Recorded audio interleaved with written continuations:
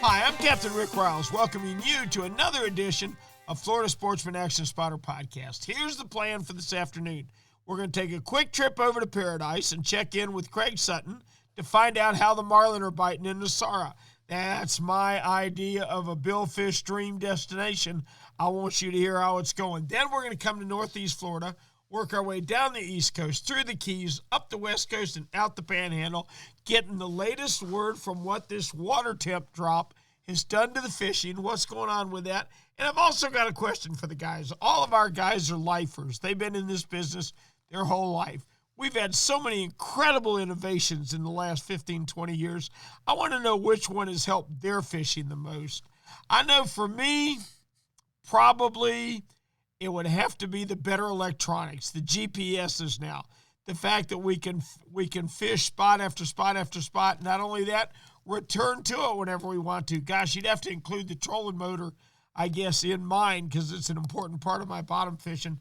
But I want to hear from the guys what they think theirs is too. So let's get started with a quick stop at Nosara Paradise with Captain Craig Sutton. Where else does a man want to go when it's too cold outside and he's got a bug? He wants to go to Nosara and lay in the sunshine. I wish I was there. How we doing, Craig Sutton? Man, I'm good, Rick. Just got home last night and was greeted with 40-degree temperature. Wish I was back there, buddy. Yep. Really was. I would have said, y'all hold this plane just a minute. let me grab a clean pair of underwear. I'll be right back. And I'd have been back on the plane again, that's for sure. Tell me about the fishing over there. Well, it's been good, but I got to tell you, man, from Thursday, I fished Thursday, Friday, Saturday. I did outside of a few bonita and one big white tuna. I lost a couple decent-sized caberas, but could not catch a marlin. We caught 5 the day I got there on Wednesday and lost another 5, and then 2 or 3 came in the spread and they had some mahi. But from Thursday on, William had 1 for 2 on the marlin, 1 mahi, and then on Friday he had 2 mahi, and Saturday he had 2 yellowfin. It was very, very slow. Wow. But, yeah, and all the boats, we had boats fishing from Tamarindo to the north and from Mapais. And we worked over a school of porpoises. We could see the yellowfin popping up. There was a few real nice ones in the school, bunch of smaller ones, and we tried everything in the world to get them to bite, and we couldn't. We did everything. 20-pound fluorocarbon on a small spoon, a Clouster fly, a couple sparklers, bullet heads. The cedar plugs. We just couldn't get them to bite. And then late in the afternoon, we called 2 boats in on them, and one of them almost runs into us. We had to turn to miss him, and he turns, and a big blue marlin comes in with a kamikaze strike right next to him. Oh my God. And those blue marlin, a lot of them are the kamikaze strike, and this one was no exception. He come in and he was just fired up. And what's interesting is if you watch the porpoise schools, you can kind of see when a marlin's in them, they start doing a frenzy type jumping action. Mm-hmm. And right before this marlin hit, I told Wilson, they were kind of sort of frenzying, but not really. And I said, Wilson, there's something in this school because they're changing the way they're jumping and stuff. And sure enough, about 20 minutes later, that blue marlin hit that bait. They released it about 45 minutes later, but made me sick. Made me absolutely sick. But whatever, it's fishing. It's fishing. But I understand today they had a real good day today and yesterday. So good. Well, I know you well enough to know that you'd much rather your customers have big days than you have them personally. Yes. Yeah.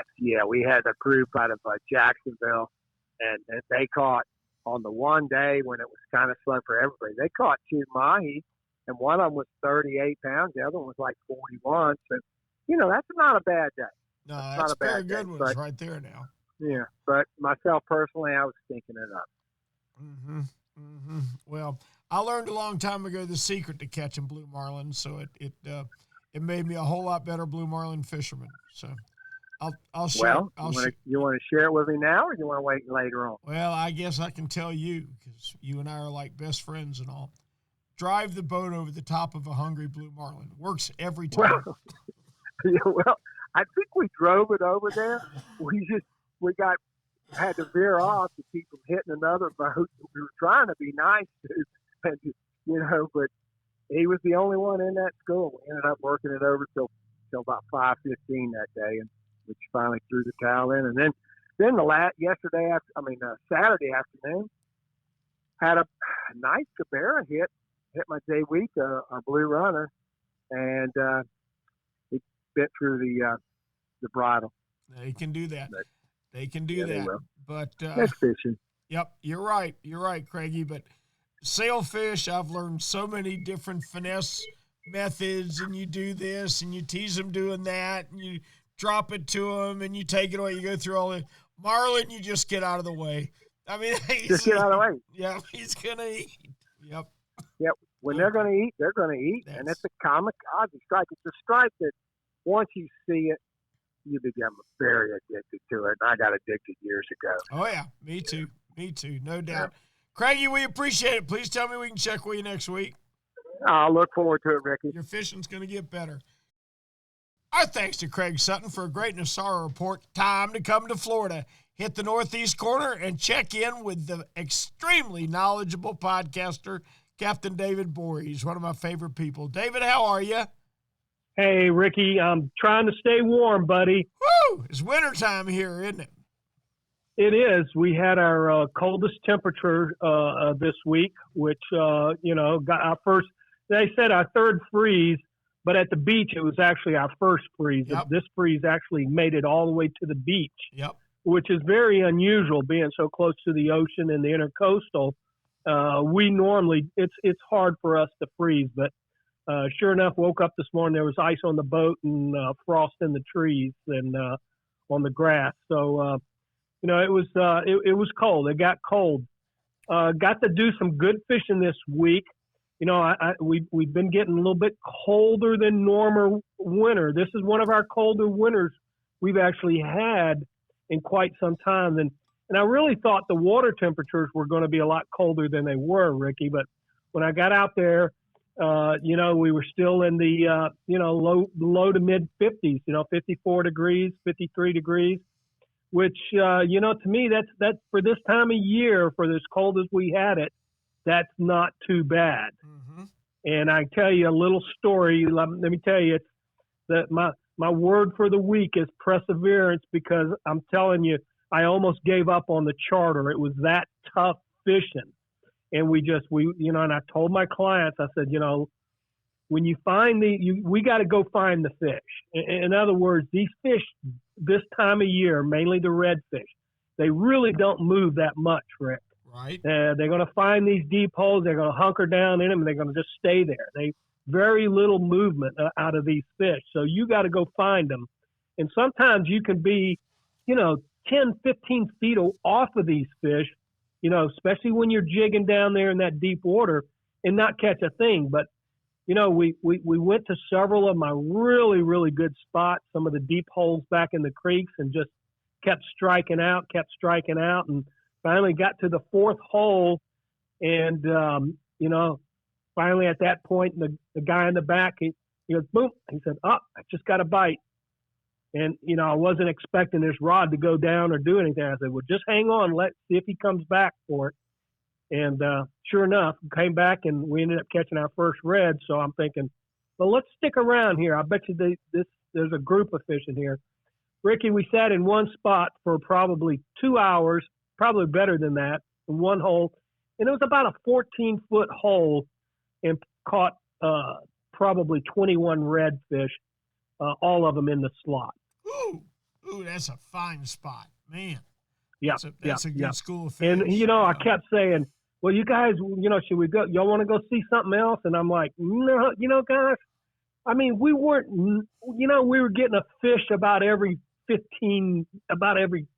10, 15 minutes, It wasn't killer, but the quality of the fish were good.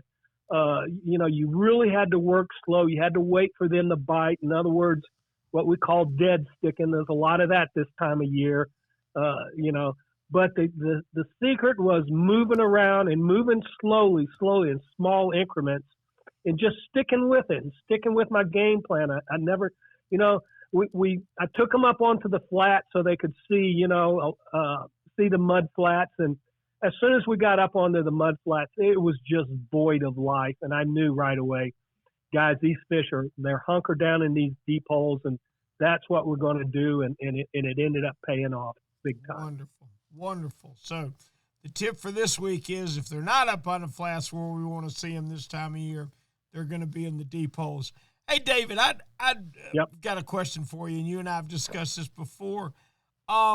We've had so many innovations in fishing in the last 20 years, from fluorocarbon have bitty we? hooks to smooth drags. Which one do you think's improved your depth fishing finders. the most? I mean, look at the depth finders now, Rick. I mean, just everything. I mean, there's the technology. I wish my dad was still alive to see some of the stuff. It was like, from our days of fishing. And I know there's a lot of good, the rods and reels. The rods are fantastic now. My goodness. I mean, you feel the composite graphites. I mean, you feel every little bump in these things. The reels, the drags on some of these reels, they're just so smooth, But Rick, I'm gonna go outside the box here, and I'm gonna name something we all take for granted and we never think much about it. The outboard motor. Oh yeah, that's a Let big me one. tell you, buddy. We've come a long ways from them old two strokes and smoky old things that. They just and when they broke down, when you broke down, you were dead in the water. Yep. These motors now, they got these some great sensors on them now, computers, everything. Before you break down, it's going to let you putt home and get your butt home. You're not going to be able to run at full speed, but 9 out of 10 times it's going to give you just enough power to get you home safe and sound. These outboard motors, it's not your dad's motors anymore. Let me tell you, they are fantastic. The hours we're getting on them, the mileage, I mean, it's so much better, Rick. It's been a game changer. I agree with you 100%, David. That's an excellent choice, and it's something we don't think about nearly enough. And I'm with you. If I could just tell my dad, just push the button, Dad. She'll start on the second revolution every time. It would. I'd love that. Thank you, Cap. Please tell me we can check with you next week. Oh, I'm looking forward to it, Ricky. I got some good days coming up this week. I'm hoping that this water's gin clear right now. It's been fantastic. I can't wait to tell you about my fishing week. You'll be sight fishing soon. Thank you, Cap. Captain David Voorhees from Northeast Florida. That means it's East Central Time, and Captain Jimmy Ross has got a report for us. How we doing, Jim? Looking good out there right now, Rick. Weather's cold, but cool. The cool temperatures are piling all the fish into the holes. It looks warmer than it is. Here's the thing. We've got to go out and get out there later in the day because the morning time is not working real good right now. Those fish are still pretty cold. Got to let it warm up. So midday afternoon is a better bite. So that's the thing that you guys and gals want to remember. This time of the year, you just want to make sure that you get out.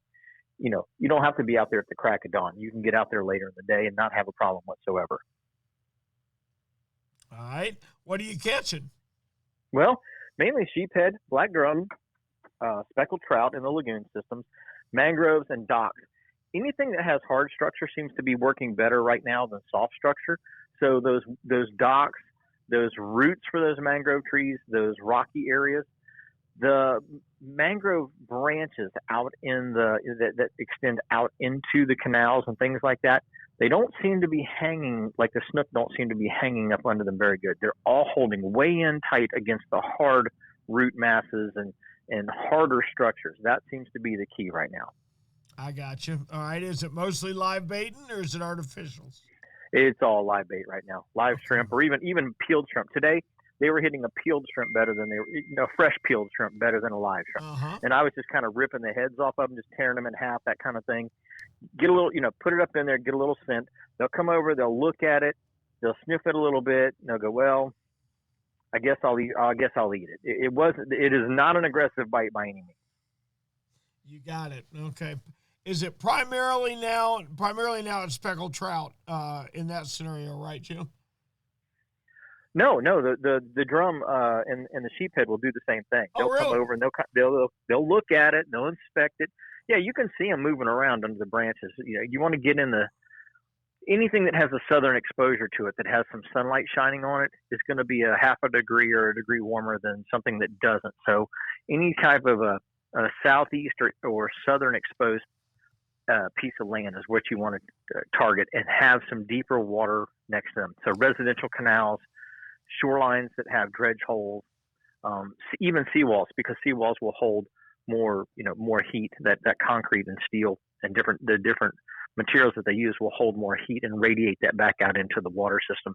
So even the corrugated plastic stuff, not as much as you find the cement seawalls, but even that corrugated plastic stuff is better than an overhanging branch from a mangrove tree right now, which generally isn't the case. Generally, the overhanging branches, the fish like to hang up under them, and especially the trout and the redfish. But right now, it's those hard structures because I think they're radiating heat back off in the middle and latter part of the day. Okay, so it's primarily dead sticking in the afternoon, huh? Yes. I got you. Gotcha. Okay. Jim, that's a great report. We appreciate the heck out of it, and please tell me we can check with you next week. I look forward to it. All right. Thank you, Jimmy. Captain Jim Ross. Now, let's hop on down to none other than the mayor of South Beach, one Alan Sherman. Alan, how are you? I'm doing fine, Rick. How are you? I'm doing fine. Tell me about your fishing. Well, the offshore fishing's good. The inshore fishing's a little bit more tough with the water temperatures down here getting too cold for most of our fish. But the offshore fishing's been very stable. We've got quite a few small blackfin tunas around right now, mixed in with a lot of small bonitas. And when you add those two together and then you're in the right place, you see some big wahoo feeding on these fish. Mm-hmm. So the guys have been catching these tunas. Yep, they've been catching these tunas and these little bonitas. When they can, they put them under a kite, or they'll fish them free line just behind the boat, slow trolling them, bumping it. Mm-hmm. And they've been getting some of these big wahoo 30-pounders, which is always exciting. Mixed in with that, there's been some smoker-sized kingfish eating these little tunas and bonitas.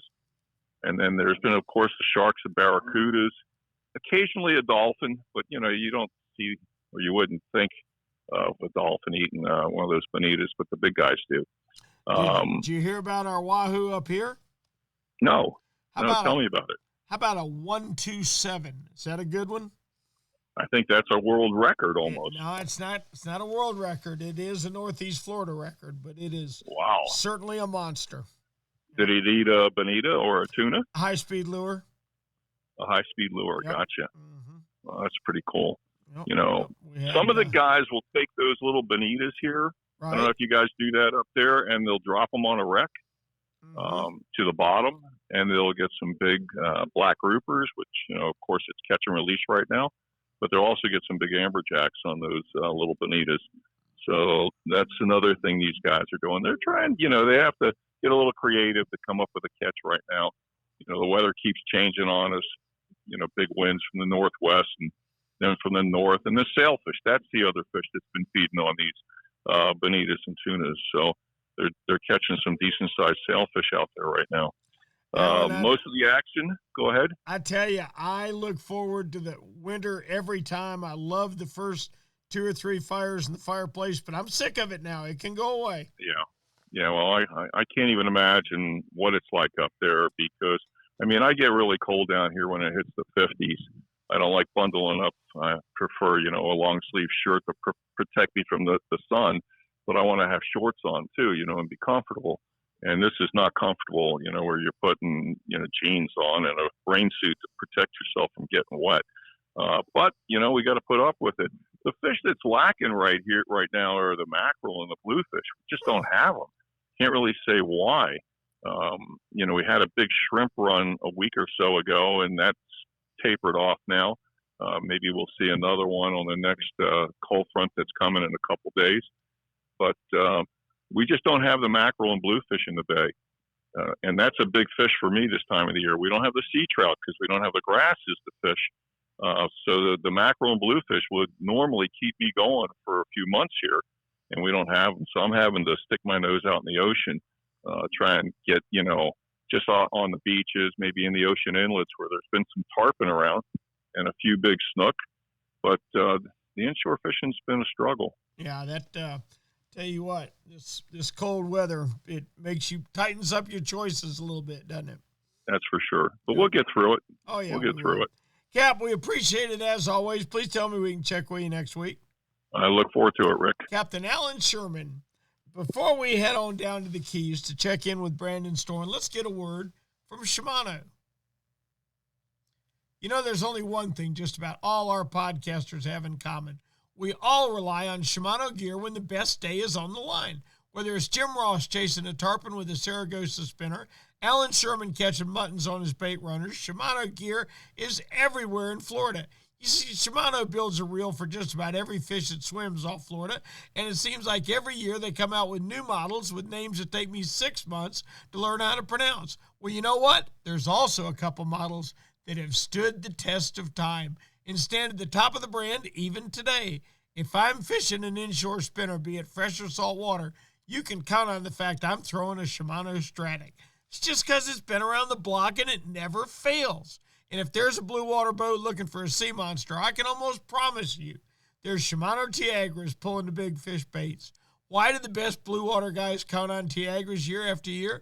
For the same reason I always throw a Stratic when I need to hook a redfish for my granddaughter. Because when the best day is on the line, you can count on the time-tested Tiagra and Stratic models from Shimano. Now it's on to Alamorada, where it's never cold, where it's always calm, where the fish always bite. Isn't that right, Captain Storm? Yeah. I mean, if you consider 48 degrees warm and 20 knot north wind, calm. Woo! Yep. That doesn't sound like Alamorada to me. What happened? Did you guys find wintertime? We found wintertime, but we also found fish, but the fish were biting. Well, talk to me. What's biting? We caught a lot of nice quality black drum early on.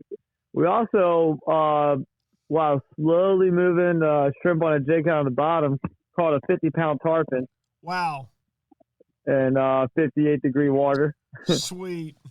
And a couple snooks. And then on the way home, we stopped and caught a bunch of really nice quality Spanish mackerels.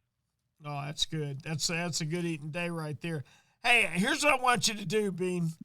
I want you to tell your customers to take some of that Spanish mackerel and boil it and treat it just like they would tuna, making tuna salad, and make a Spanish mackerel salad out of it. I'm telling you, you'll never go back to tuna. I will tell them, but I think I'm going to do that myself. I want you to try it. I want you to tell me how you like it. Oh, absolutely. I'm excited. All right. You heard anything from the offshore guys? Yeah, actually, this week I went offshore a lot. We did have a lot of calm days. So I myself went offshore 3 days. One day we just stuck to the patches. We caught a lot of really nice quality lane snappers. I mean, they were chomping at the bit. Even bare jig heads without even shrimp because we were just joking around with it at one point. We caught some really nice quality forgies, some hogfish, and then we had those calm days where we went offshore at the edge of the reef, and we caught a couple smoker kings. I mean, caught one probably over 40 pounds. And I was saying 2 days we caught 7 keeper muttons. Jumped off a few sailfish as well. Good deal. Also gone to those big blackfin tunas I've been around. Mm-hmm. You did well. Did very well. Has the sail fishing been as good as it usually is in January down there? Well, I think that this cold front's really going to really heat up the sailfish bite, I think. And we just had the Seeker Lodge presidential tournament. Cloud 9 came in first place. And it's really funny to see how, with the cold front coming, how the bite is different from one day to the next. Sure. Because it's like one day everyone caught 3 or 4 fish, except for the Relentless caught 8 in the first day. But then the next day, there's a lot of boats who caught almost 10 sailfish, So I think that a lot more sailfish are moving down. They're on their way, I feel like. And, there are days where you can catch 4, 5, or 6 sails in a day. Yep, it does feel more like a traditional winter this year. We're starting to get cold now. Yeah, and it's taken a while, but we're finally starting to get cold. Well, that's an outstanding report. Hey, Bean, I got a question for you.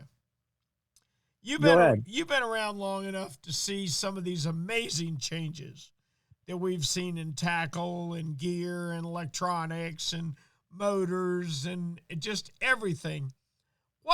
What's the biggest innovation that's helped you fish-wise? Has anyone on the podcast a trolling motor yet? Nope. Man, I'm surprised because, what is more key than a trolling motor? You can use that as an anchor.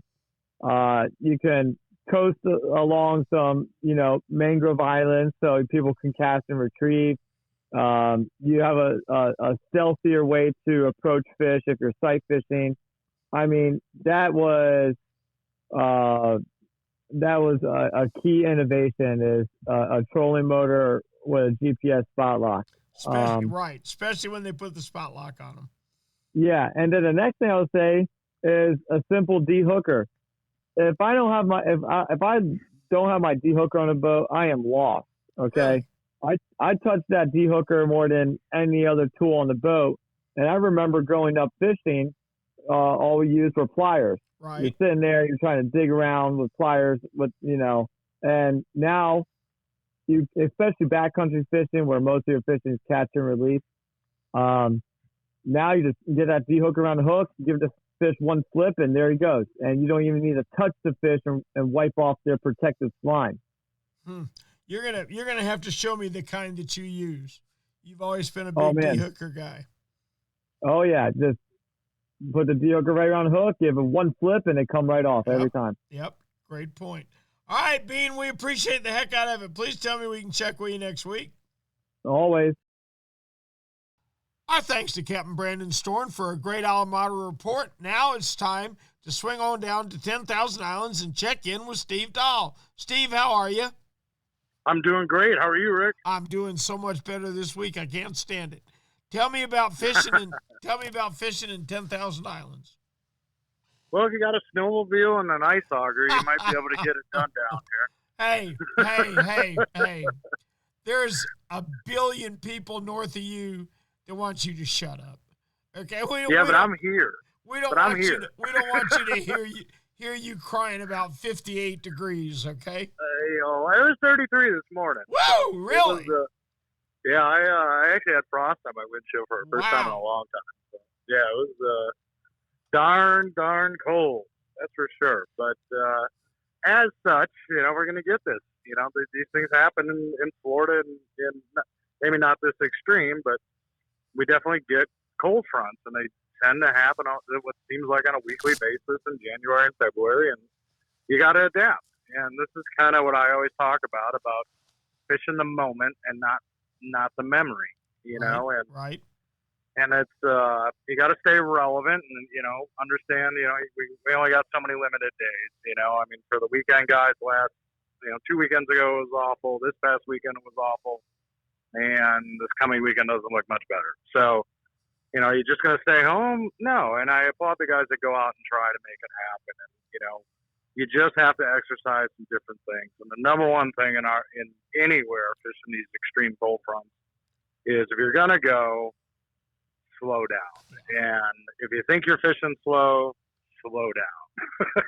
And, got to understand it's a tropical climate. You know, if you're not originally from the area, or just getting acclimated maybe to fishing in the state of Florida, the reality is we are a tropical climate. Fish here are meant to be in 70, 80 degree water temperatures, and they're not this time of year.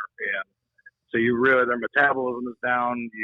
You know, they're not willing to eat a lot of days. They're going to wait for a couple days sometimes for, you know, those warming trends. But the reality is sometimes you can't pick and choose your days. So if you do go, my advice is stick to live bait. Whether, you know, that's shrimp. You know, shrimp in the winter is a much better option than pilchard sometimes. Okay. Going to save you some time trying to fish that stuff, at least in our area. And just get down on the bottom. The fish seem to be hunkered down, whether it's a redfish, trout, snook, and just absolutely slow down. And, you know, the other aspect is, you know, this time of year, we've got our lowest of the two tide cycles in the daytime hours. So what this does is now you have very shallow water, and you also are going to have very cold water. So what's that mean? Look for those bays that are really kind of shallow, muddy bottom bays. Those are going to be the bays that are ultimately going to warm up first, you know, because generally in the cold front, you're going to have bright, sunny skies after the front passes. So try to fish the afternoon hours if you can, maybe sleep in, go have some breakfast. But this is where sight fishing can be fantastic. And we've talked about this in the past, but this is where you're going to find, you know, a 40-inch snook laid up in a mud bottom bay trying to warm himself. And that fish is not going to be active at all. That fish is neutral or negative. But the reality is, if you can see him, you got a shot at catching him, and you're going to get a reaction bite out of that fish. And sometimes that's maybe where something subtle, like a tiny little 4-inch paddle, you know, or 3-inch paddle tail swim bait, or a 4-inch real skinny, you know, jerk bait, something of that avail.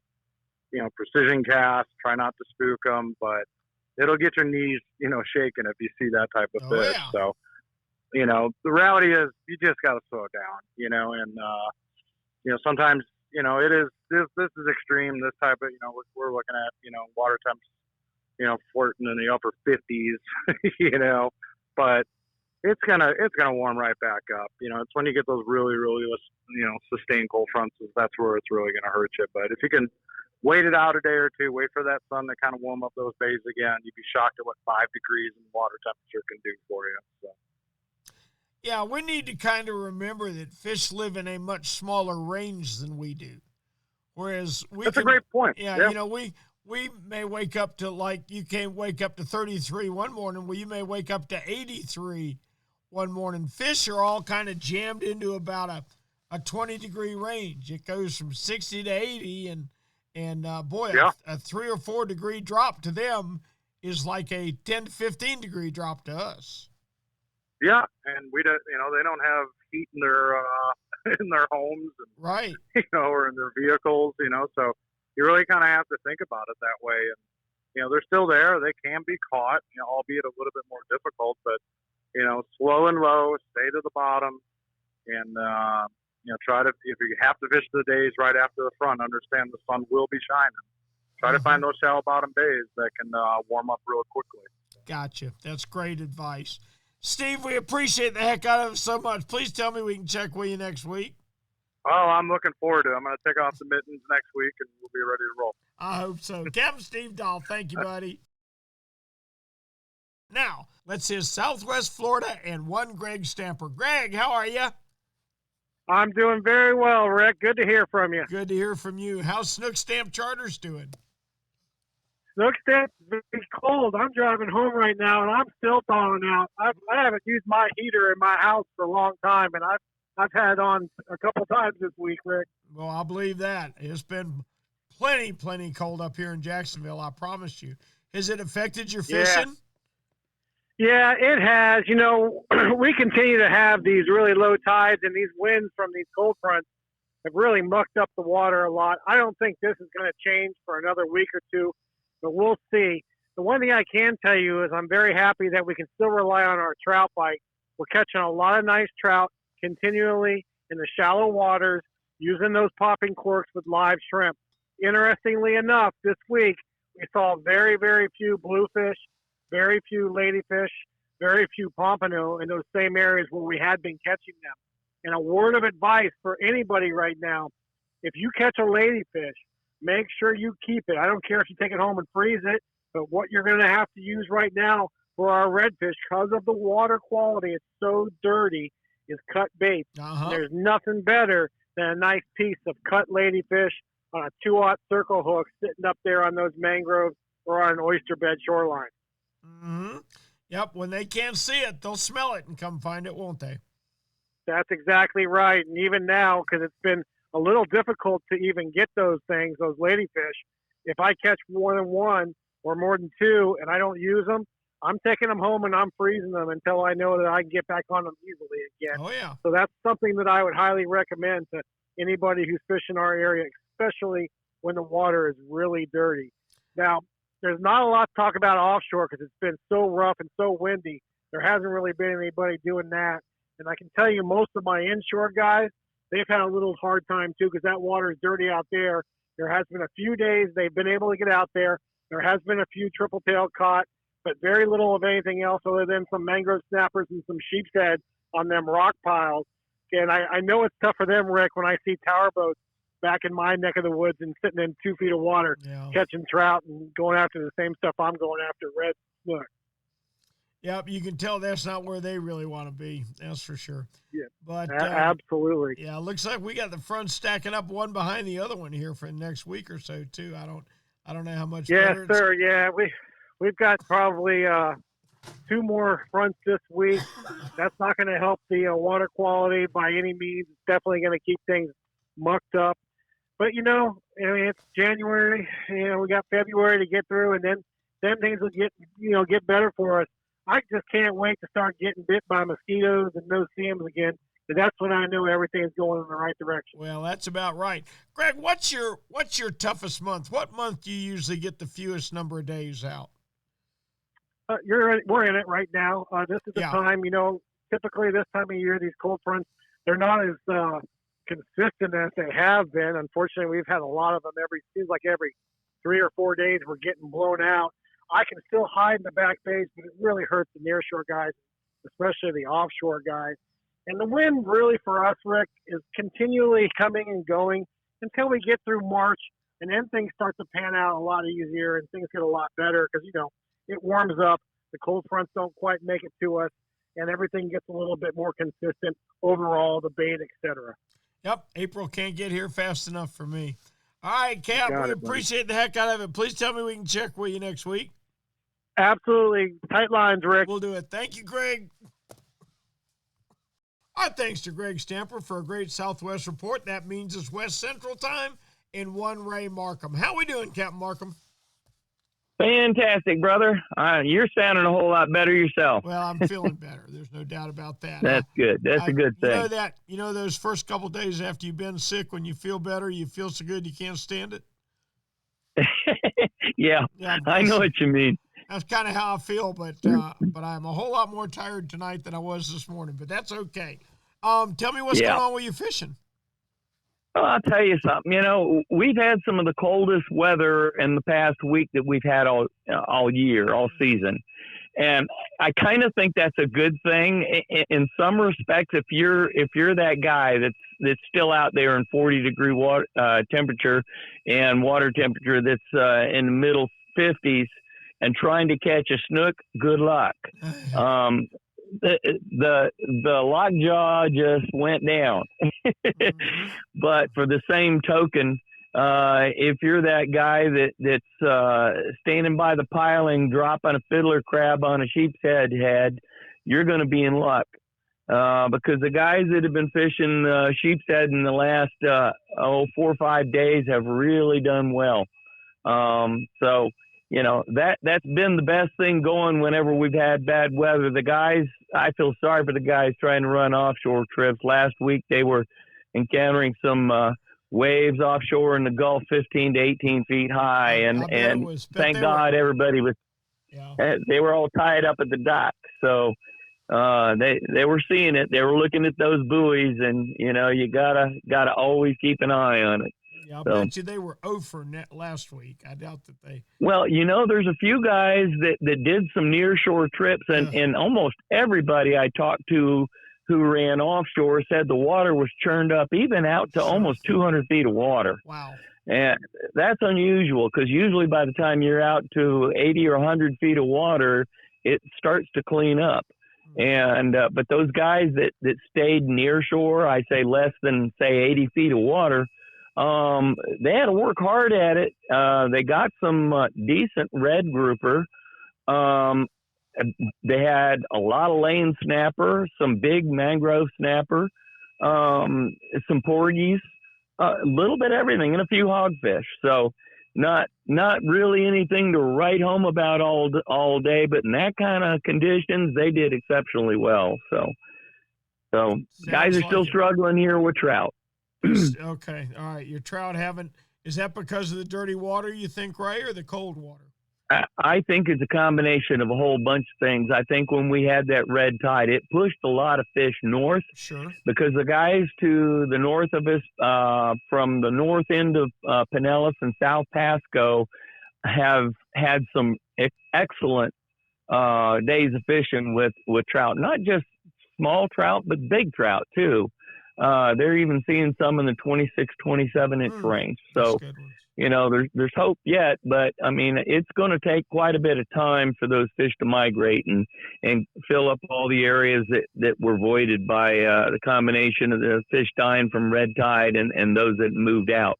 So I understand. Just knock on wood. Got to get our grass back too, because we lost a whole lot of seagrass with the red tide outbreaks over the past 3 years. The water just turned kind of dark and yucky, and it shut off the light, and the grass stopped growing. So everything needs light to grow. There ain't yes, no sir. doubt about it. And if it can't get through the water, the grass ain't going to grow. Well, hopefully that's all going to be on the upswing now, Ray, and the worst of that's behind you.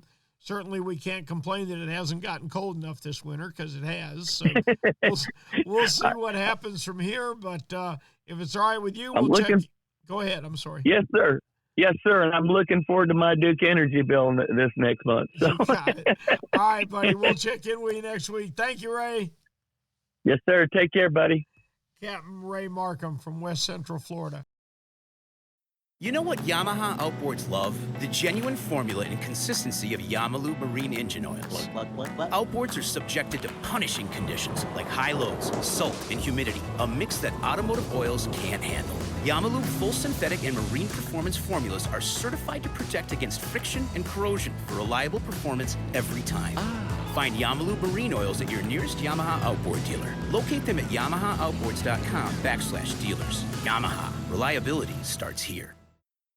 Hey, Raj, being consistent is a mark of a quality product. If you've been Florida's #1 chum for over 10 years, there's got to be a reason. For 10 years, Tournament Master Chum has lived up to its name. That's why more tournament pros insist on Tournament Master than any other chum. It's the only chum with Menhaden milk mixed right in. That means it gets the scent out faster and deeper than any other brand of chum. It comes in a grind size for every species, from kingfish to catching bait. Your fishing time is way too precious to you second-rate chum. Bring the action to you by insisting on Tournament Master Chum. It's worth every penny. When you're ready for the finest in custom-made flat spay or inshore-offshore hybrids, you are ready to meet the Young family in Inglis, Florida. For over 21 years, the Young family has built custom boats one at a time for every type of fishing. Nothing can sneak up on a flat quite like the Gulf Shore flats boats, and I've never fished a better hybrid than the Young 24s and 27s. Rob Young is a naval architect who takes tremendous pride in each and every build for each and every customer that wants their boat custom built exactly the way they want it. Is it time for you to move up? Are you ready to own the finest boat built? Then you need to visit the Young Boat facility in Inglis, Florida, or check them out online at youngboats.com. That means it's Big Ben time. That means it's time for the mayor of Homosassa, William Toney. William, how are you? I'm doing good, but Rick, I'm a little brokenhearted and got depression because I did not get me a deer this season, and I have to admit to you and the world, but But I had a good time trying, and you know what? I'm already thinking about next season, so it's all good. You know, William, I was all worried. As you and I know, this whole thing with me and deer hunting has been built around my son and I finally having a relationship after a whole lot of years. And he is my stepson. And when we got married, he wasn't having it. And now 30 years later, we've become best friends. And I got us this spot, and I just knew it was going to pay off, and it did not. And I thought, oh, man, is he going to be discouraged? Is he going to want to hunt next year? Well, today he started sending me pictures of all these new, I don't know if you've seen them or not, but these nocturnal nightmare blinds, feeders that only open like a half an hour in the morning and a half an hour in the evening, and then they close. Absolutely. So I guess he's still fired up. I don't know.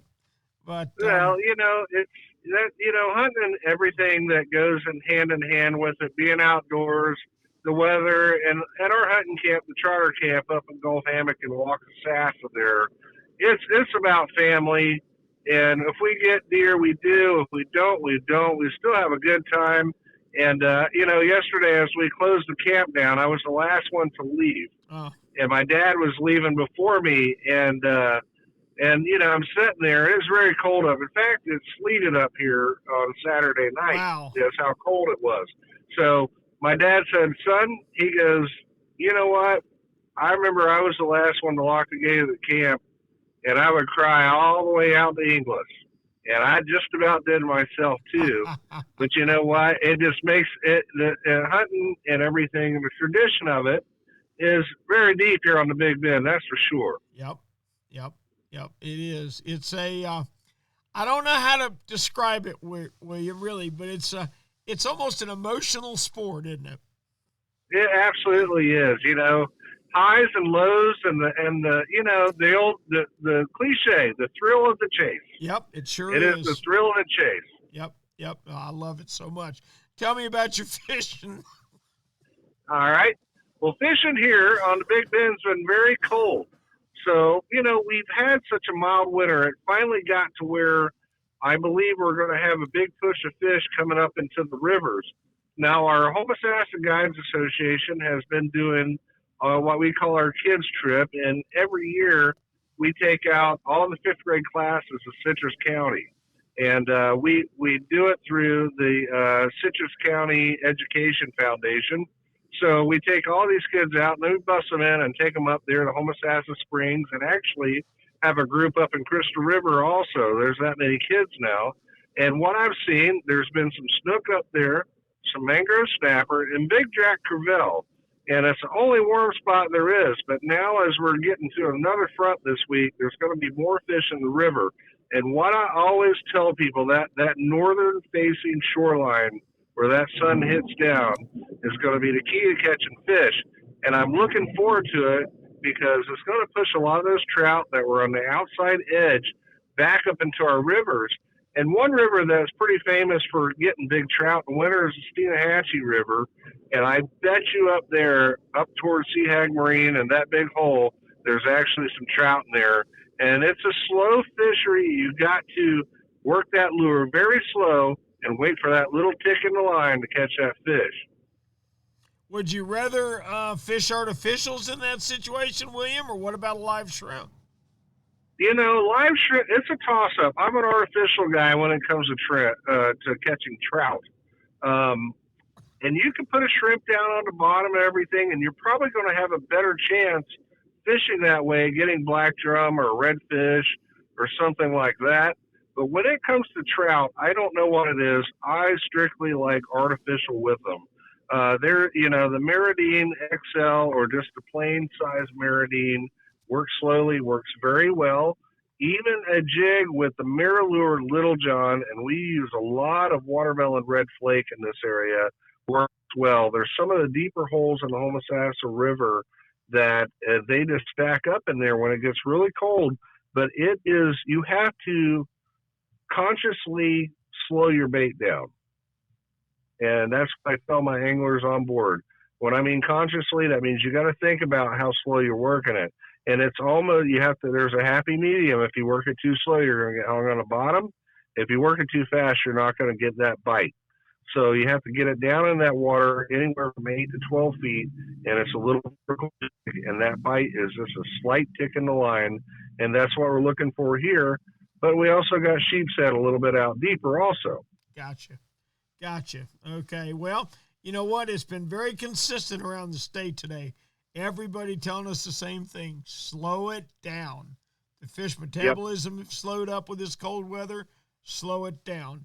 That's an outstanding report, William. Sorry to hear you close up the deer camp for another year, and someday I'd sure love to come over there and join you on it.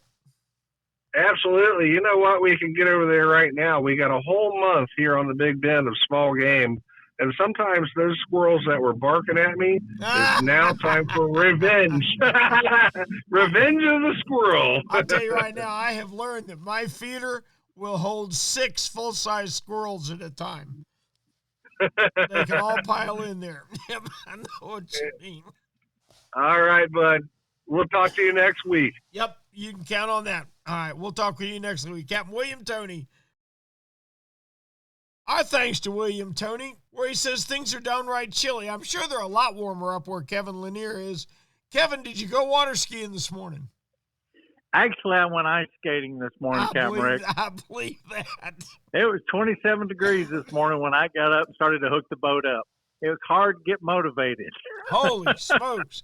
I don't get motivated for nothing in 27 degrees.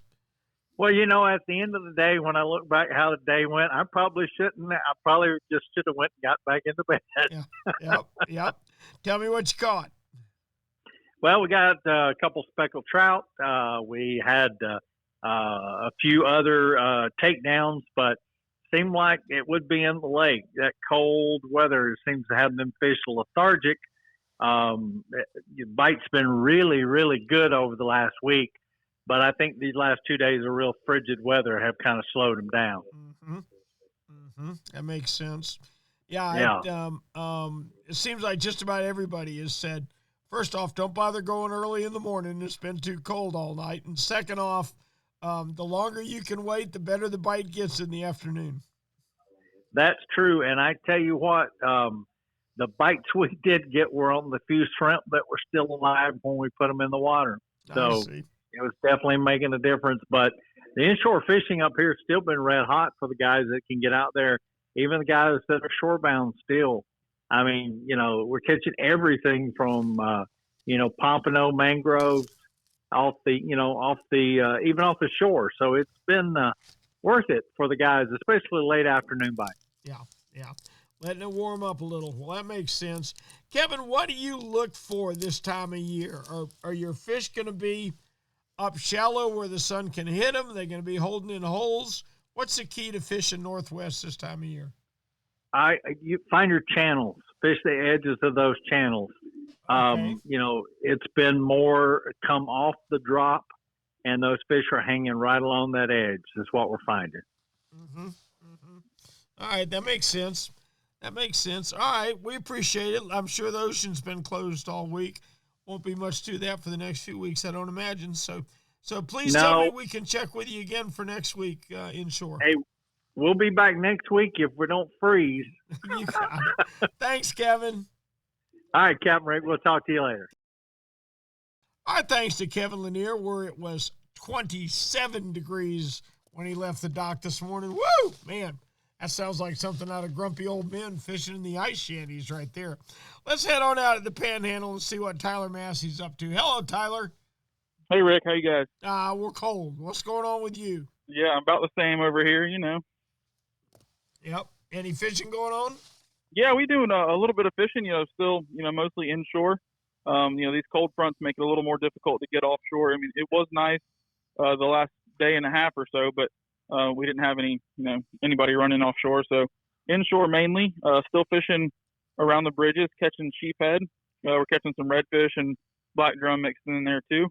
And all the bridges in our bay system, are good places right now for the next week or so to catch these sheep's head. Fishing real close to the pilings, fishing with filler crabs or live shrimp. Fishing a Carolina rig, just real close to the pilings and right on the bottom, right next to the pilings, have been our best results. Now, Tyler, those fish are about to start their spawn, aren't they? Is that still ahead for you guys? Yeah, oh yeah. So they're on their way. The fish are leaving the upper bay systems, leaving our, the river mouths and that kind of stuff.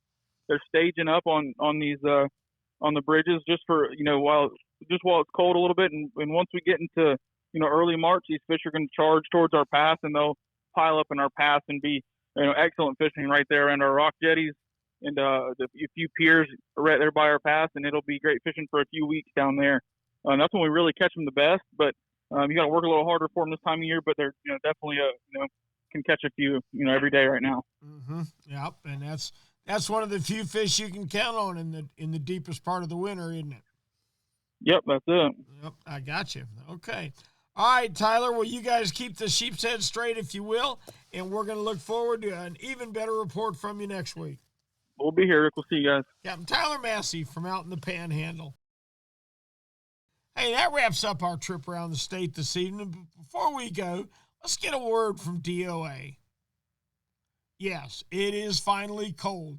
And, of course, that means the water is cooling off. And just like the great fish always do, the biggest and the baddest of so many species we fish for will be holding in the deeper water in an attempt to stay warm. You name it. If it feeds deeper in the water column, it can't refuse the D.O.A. terrorize. It dives straight down and crawls across the bottom with an action that no deep feeder can resist. Whether it's a crappie deep under some lily pads or a tarpon rooting around bridge pilings, D.O.A. makes the size and color terrorize they just can't say no to. Flashing that big, bright eye in front of any bottom-feeding game fish is just unfair. Maybe that's why they call D.O.A. lures the unfair advantage. Gosh, it's been a lot of fun this evening. It's hard to imagine that just a few weeks ago, think about the fish we were talking about.